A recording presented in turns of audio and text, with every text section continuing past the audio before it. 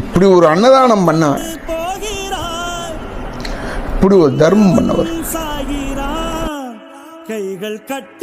Night சாப்பிடாம எல்லா ஆர்டிஸ்டும் வராங்கன்னு சொன்ன உடனே ஒரு பஃபே சிஸ்டம் ரெடி பண்ணார் மணியாச்சி ஸ்டேஷன்லேயே.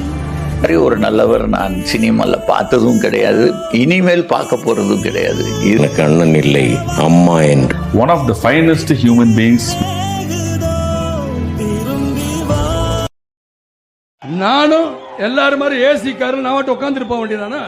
நான் நடிச்சுட்டு போறேன், முதல்ல சம்பளம் கூட வாங்கிருக்கலாம், இப்ப குறைச்சு வாங்கிட்டு போறேன். ஆக பணம் தானே, அதை வாங்கிட்டு நான் மட்டும் உட்காந்துருக்கலாமே.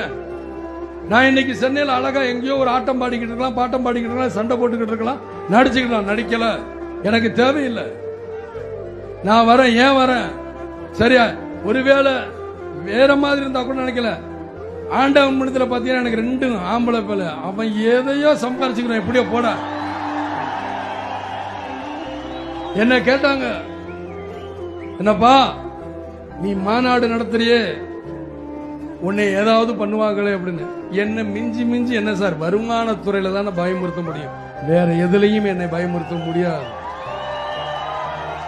அந்த வருமானத்துறையை நான் வீடு வித்து தான் நான் இந்த மாநாடு நடத்துறேன் தவிர, மீதி நேரம் என்னை மிரட்டணும்னா நான் வேட்டியை மடிச்சு கட்டிட்டு இறங்குவேங்கிறது அவங்களுக்கு தெரியாது.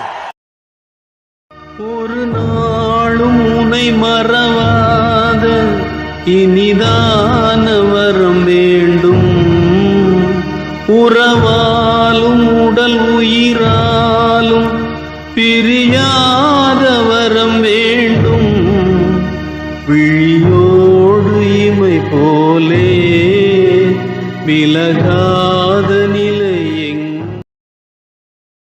ஒரு நாளும் உனை மறவாத இனிதான வரம் வேண்டும், உறவாலும் உடல் உயிராலும் பிரியாதவர்